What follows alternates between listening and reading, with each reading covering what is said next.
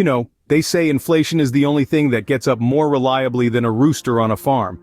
Welcome to our new channel where finance gets a fun twist. Here, we're all about making the complex world of finance more accessible and enjoyable for everyone. We'll laugh a bit, learn a lot, and yes, we'll even talk about those dreaded economic terms. So grab your coffee and your curiosity, it's time to add some flavor to your finance knowledge. So let's dive into our topic today, the relationship between inflation and stock prices. You may wonder, how does inflation affect the stock market? Well, it's all about earnings growth. Let's dive into the relationship between inflation and earnings growth. In essence, inflation can stimulate earnings growth, which in turn can propel stock prices upwards. Here's how it works. Inflation is essentially a general increase in prices and fall in the purchasing value of money. When this happens, companies may be able to charge more for their goods and services.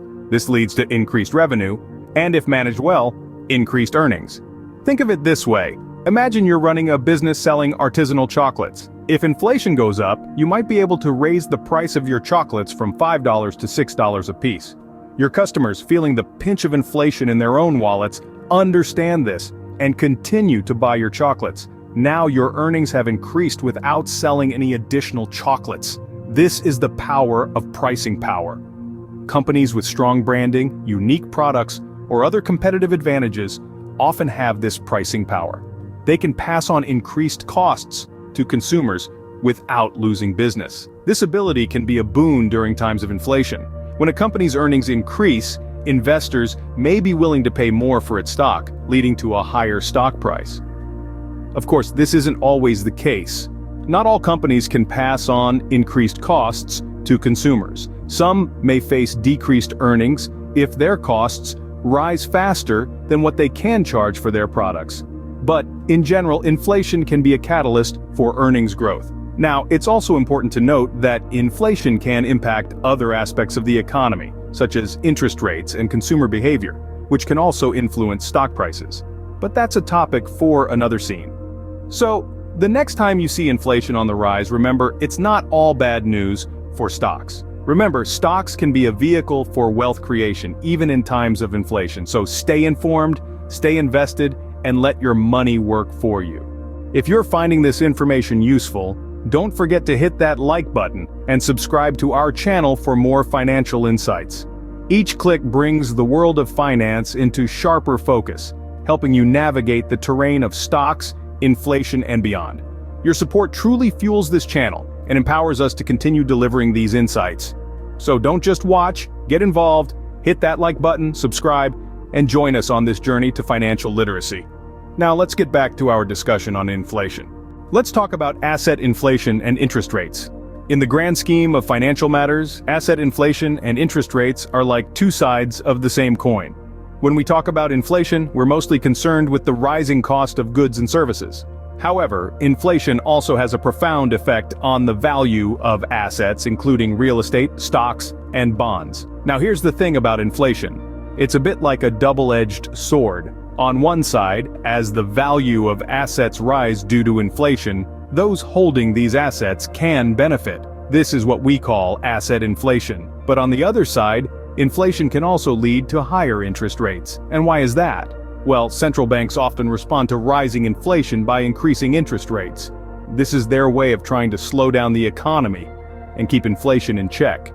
You see, when interest rates are high, borrowing becomes more expensive. It's like the bank's way of saying, hey, slow down there, cowboy, money's not just for free. Now imagine you're a company that relies on borrowing to finance your operations or expansion plans. Higher interest rates mean you're going to have to shell out more to service your debt. This can eat into your profits, which in turn can affect your stock prices. Here's where the stock market comes into play. You see, the stock market doesn't exist in a vacuum. It's influenced by a plethora of factors, and interest rates are a big one. When interest rates rise, companies' earnings may take a hit, and this can lead to a fall in stock prices. But wait, don't let this scare you away from investing. Even in an environment of rising interest rates, there can be opportunities for savvy investors. Certain sectors, like financials, can actually benefit from higher interest rates. So remember, while inflation may be a villain in your grocery shopping, it could be a hero in your investment portfolio. Ever wondered how dividend payments and investor behavior play a role in all this? Let's start by understanding what dividends are. Simply put, a dividend is a slice of a company's profits distributed to shareholders.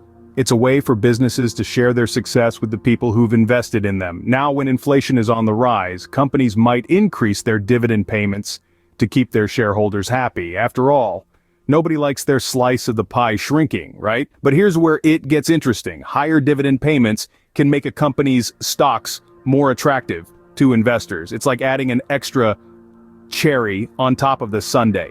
This can lead to increased demand for the company's stocks, which in turn can push the stock prices up. So in a roundabout way, inflation can actually cause stock prices to increase through the channel of dividend payments. Now, let's shift gears and talk about investor behavior, starting with retail investors. That's you and me, the individuals who buy and sell securities for personal accounts. Retail investors are often influenced by market trends and the general economic climate. In times of inflation, we might see our purchasing power decline and look to invest in assets that can potentially provide higher returns. And guess what's on that list? Yep, you guessed it, stocks. What about institutional investors? These are the big guys like pension funds, mutual funds, and insurance companies. They manage vast pools of money and have a significant influence on the stock market. When inflation is in the air, institutional investors might rebalance their portfolios to include more stocks, especially those with high dividend payments. This increased demand can further drive up stock prices. But it's crucial to keep in mind that this is a simplified explanation of a very complex system. The stock market is influenced by a multitude of factors, and investor behavior can be unpredictable. Inflation is just one piece of the puzzle. In the world of finance, every player and every penny counts. So keep an eye on those dividends and remember that even in times of inflation, there can be opportunities to be found. Well, we've covered quite a bit today, haven't we? We've dived headfirst into the fascinating world of finance, where inflation and stock prices dance an intricate waltz. We started with an understanding of how inflation impacts earnings growth. Remember, as prices rise, companies can often charge more for their products and services, leading to increased revenue. This, in turn, can cause the company's stock price to rise as well, provided the cost of goods sold doesn't outpace the revenue growth. Then we took a quick break to ask for your support. Yes, that was me asking for a like and a subscribe. And if you're still here, we're guessing you didn't mind our little interruption. We then jumped back into the deep end with a discussion on asset inflation and interest rates. With inflation, the value of money decreases and assets like stocks become more attractive. Higher interest rates, on the other hand, can make borrowing more expensive, potentially slowing down economic growth and affecting stock prices. But we didn't stop there. We also talked about dividend payments, retail investor behavior, and institutional investors. Dividends can be a form of income that keeps up with inflation, hence making certain stocks attractive. Retail investors and institutional investors, with their differing behaviors, can also influence stock prices in an inflationary environment. Whew! That was a lot to take in, wasn't it? But you stuck with us, and for that, we're grateful. We hope this information helps you navigate the sometimes choppy waters of investing in an inflationary environment. We're still a new channel, and we're learning as we go. Your feedback, your likes, your comments, and yes, even your criticisms help us grow and improve. So keep them coming. Thank you for sticking around till the end on our new channel. Your support means the world to us. Remember to keep your sense of humor even when dealing with serious topics like finance. After all, as they say, inflation is when you pay $15 for the $10 haircut you used to get for $5 when you had hair. Stay savvy and keep laughing until next time.